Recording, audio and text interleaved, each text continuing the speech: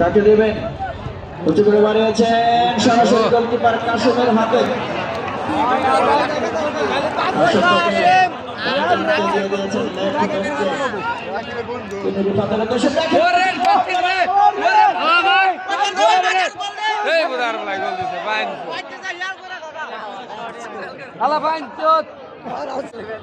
তাকে উদ্দেশ্য করে দিয়েছিল একজন দুর্দান্ত গতিসম্পন্ন খেলোয়াড়।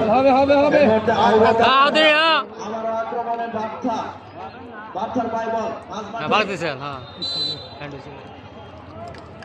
ফাউল 6 নম্বরের ফাউল। 6 নম্বর হলে ফাউল উঠিয়ে দাও। গোল হলে দিলেও একটাই অনেক বেশি। আরে হবে না রে ভাই। উইকেট নিচ্ছে কিন্তু দেশীয় খেলোয়াড় রিফাত এবারের কিছুটা বাইরে দিয়ে চলে গেল। বিপদ ঘটেনি। এরকম নমুনা নেই কোনো। এখন এক দুই গোল হয়ে গেলে সব হইতো। আক্রমণে আবারও বার্থা কিন্তু না, বার্থা কিন্তু এখনো ব্যর্থতায় পর্যবসিত হয়ে রয়েছে। আবারও সোহান বার্থা গোল আর খাইব কিন্তু দুর্দান্ত গতিতে এগিয়ে যাওয়ার চেষ্টা।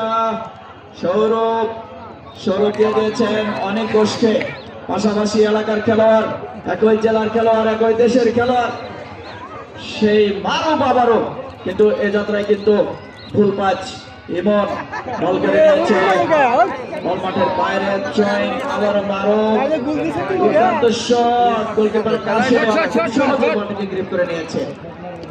দিয়েছেন 2 নম্বর জার্সিধারী খেলোয়াড় আলহাজকে। আলহাজের পায়ে বল, বার্থার আক্রমণের চেষ্টা, ব্যাক পাস করে দিয়েছেন ইউনুসা কামারাকে। ইউনুসা কামারা থেকে আবু বকর কামারা দিয়েছিলেন রিফাতকে, রাখতে পারেননি। কামারা পায়ে বল মাঝ মাঠে, সতীর্থ খেলোয়াড় দুর্দান্ত গতিতে এগিয়ে যাচ্ছে। এবারে কিন্তু আলহাজ রাখতে পারেননি, অনেক গোল বল করে নিয়েছে। অনেক গোল থেকে সোহান থেকে 5 নম্বর জার্সিধারী খেলোয়াড় জয়নাল সামনে বাড়িয়েছেন, কিন্তু সেখানে সতীর্থ খেলোয়াড় নেই। গোলকিপার কাশেম তিনি কিন্তু বল করে নিয়েছেন।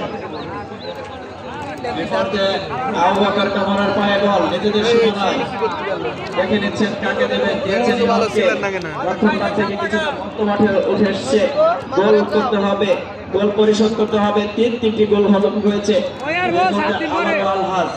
আবার আগামীতে